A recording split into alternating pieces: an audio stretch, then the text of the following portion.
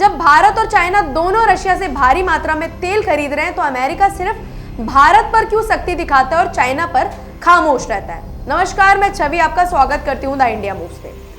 दुनिया की राजनीति में आज सबसे बड़ी बहस इस बात पर है कि आखिर अमेरिका भारत और चाइना को लेकर अलग अलग रवैया क्यों अपनाता है, जबकि दोनों देश रशिया से बड़े पैमाने पर कच्चा तेल खरीद रहे हैं और पश्चिमी प्रतिबंधों की परवाह नहीं कर रहे हैं। हाल ही में अमेरिकी वित्त मंत्री स्कॉट बेसेंट ने भारत पर निशाना साधते हुए कहा कि नई दिल्ली रशिया से सस्ता तेल खरीदकर उसे रिफाइन कर फिर से बेच रही है और इससे 16 अरब डॉलर का मुनाफा कमा चुकी है, जिसे उन्होंने अस्वीकार्य बताया। उन्होंने आरोप लगाया कि रशिया यूक्रेन युद्ध से पहले भारत 1% से भी कम तेल रशिया से खरीदता था और अब ये 42% तक पहुंच गया है, यानी भारत बस मुनाफाखोरी कर रहा है। लेकिन वहीं चाइना के मामले में वही वित्त मंत्री नरमी दिखाते हैं और कहते हैं कि चाइना ने अपने तेल आयात का डाइवर्सिफिकेशन कर लिया है। असलियत यह है कि अमेरिका का यह बयान अधूरा और भ्रामक है, क्योंकि तथ्य कुछ और कहानी कहते हैं। 2022 से पहले चाइना रशिया से हर महीने करीब 5.4 मिलियन टन तेल आयात करता था, लेकिन युद्ध के बाद ये तेजी से बढ़ा और मई 2023 में ये 9.71 मिलियन टन तक पहुंच गया, यानी लगभग 2 गुना। रिपोर्ट के अनुसार 2024 में चाइना ने रशिया से 108.5 मिलियन टन तेल खरीदा, जो प्रतिदिन 2.17 मिलियन बैरल के बराबर है और चाइना के कुल आयात का लगभग 20% है, जबकि अमेरिकी वित्त मंत्री इसे 16% बता रहे हैं। इतना ही नहीं, चाइना सिर्फ रशिया पर ही निर्भर नहीं है, बल्कि वह अमेरिकी प्रतिबंधों की अनदेखी करते हुए ईरान से भी बड़े पैमाने पर कच्चा तेल मंगवा रहा है। जून 2025 में चाइना ने ईरान से औसतन 1.8 मिलियन बैरल प्रतिदिन तेल खरीदा, जो अब तक का सबसे बड़ा आयात है। मई में ये करीब 1 मिलियन बैरल प्रतिदिन था, लेकिन जून में ईरानी तेल की कीमतों में छूट और चाइना की स्वतंत्र रिफाइनरियों की मांग बढ़ने से यह रिकॉर्ड स्तर पर पहुंच गया।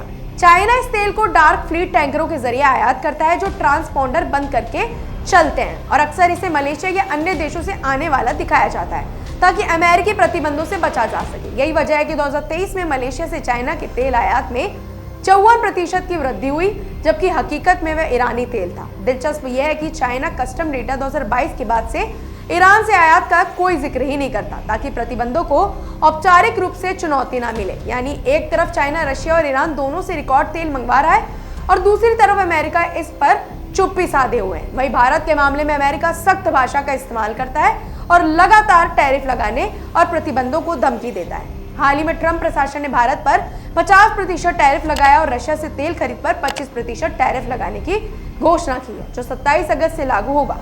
ये कदम भारत अमेरिका संबंधों में तनाव और बढ़ा रहा है। स्कॉट बेसेंट ने यहाँ तक कहा कि अगर ट्रंप और पुतिन की आगामी मुलाकात में चीजें ठीक नहीं रही तो भारत पर अतिरिक्त प्रतिबंध लगाए जा सकते हैं, जबकि भारत ने साफ कर दिया है कि वह अपनी ऊर्जा सुरक्षा से समझौता नहीं करेगा और एक बड़ी अर्थव्यवस्था होने के नाते अपने राष्ट्रीय हितों के लिए हर जरूरी कदम उठाएगा। सवाल यही है, जब चाइना रशिया और ईरान दोनों से तेल आयात कर रहा है तो अमेरिका उसके खिलाफ उतना आक्रामक क्यों नहीं होता। एक्सपर्ट्स मानते हैं कि इसकी वजह यह है कि चाइना के साथ अमेरिका की व्यापारिक निर्भरता बहुत बड़ी है और उस पर कड़ा रुख अपनाना मुश्किल है। भारत के मामले में दबाव डालना आसान है, इसलिए अमेरिका बार बार भारत पर उंगली उठाता है।